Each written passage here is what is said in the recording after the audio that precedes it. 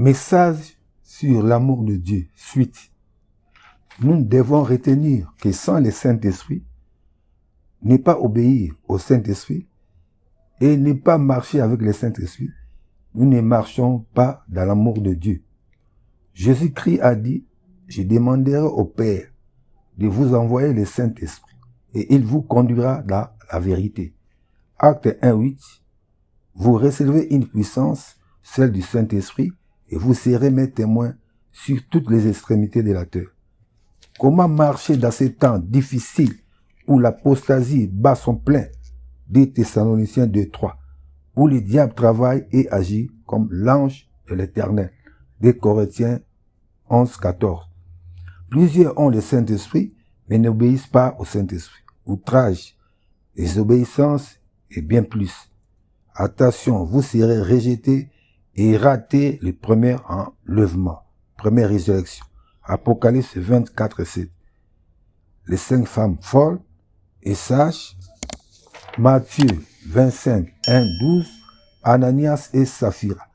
Acte 5, 1-10. Ésaü et Jacob.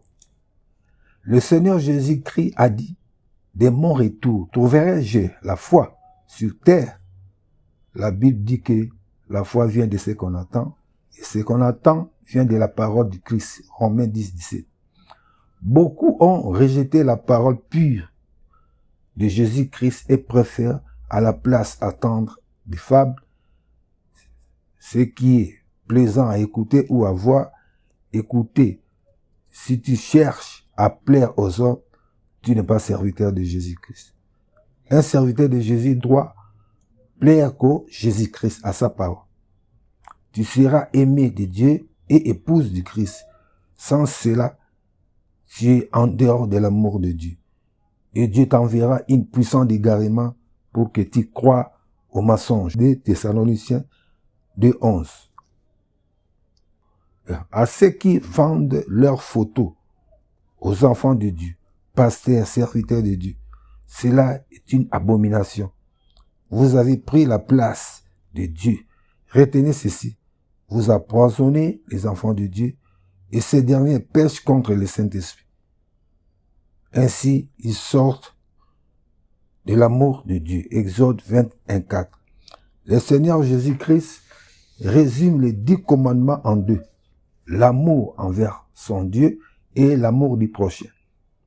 Repentez-vous et retournez à la parole pure de Jésus-Christ. Jean 1:14. Et croire à l'œuvre de la croix, à savoir que l'esprit, l'eau et le sang sont un. 1 Jean 5:7-8. Nous sommes au temps de l'apostasie. 2 Thessaloniciens 2:3. Partout dans le monde, ceux qui prient en vérité, le diable les visitera. Comme il a fait avec notre Seigneur Jésus-Christ, ces 40 jours dans les déserts, mais aussi demandera à Jésus-Christ de lui donner Pierre pour qu'il les passe à tamis. L'apostasie vous a déjà touché. Vous êtes un pied dedans et l'autre dehors. Apocalypse 2:4-5. Repentez-vous. Vous avez pris la place de Dieu. Vous avez pris la place de Dieu. Dieu a dit qu'il ne donnera sa gloire à personne. Apocalypse 22:16-18. L'apostasie est l'abomination de la désolation, dont a parlé Daniel, sont frappés de la malédiction. Ainsi Dieu dit, quittez, sortez, partez de là. Le Saint-Esprit vous amènera là où on prêche la vérité avec le Saint-Esprit. Sinon, tu rateras le premier enlèvement. 1000 ans dans les heures avec Jésus-Christ. Apocalypse 21:17. Retenez ceci. Même si un ange descend du ciel et porte un autre évangile que Jésus-Christ a donné et laissé aux apôtres, qu'il soit anathème. Pour le moment, Israël est dans la malédiction égarément autorisée par Dieu. Sorcellerie, magie et consorts. Autorisée par Jésus-Christ pour que nous les païens soyons sauvés.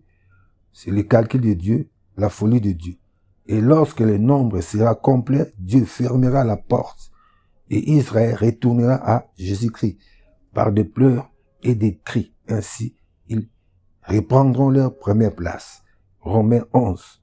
Romains 11, 26, la Bible dit que tout Israël sera sauvé. Aux serviteurs de Dieu qui sont dans les coutumes juives, cabales juives, vous êtes dans la malédiction. Parce que lorsque Israël sera vaincu, Jésus-Christ descendra au mont Sion pour les libérer et Israël priera et adorera Jésus-Christ comme le roi des rois et le Seigneur des seigneurs. Ainsi, ils retourneront à leur première place et tous les serviteurs de Dieu qui avaient suivi cette malédiction resteront dans la malédiction et iront échouer. Et par ces faits, rater les premiers enlèvements. Passer les 1000 ans dans les heures avec Jésus-Christ, car ils ont rejeté l'œuvre de la croix, ils ont mis un coup de pied au sang de Jésus-Christ. Et en Israël, l'appel à la construction du temple est déjà lancé. À la fin de cette construction du temple, qui devra s'asseoir si ce n'est les diables? C'est parce qu'ils sont dans l'égarement.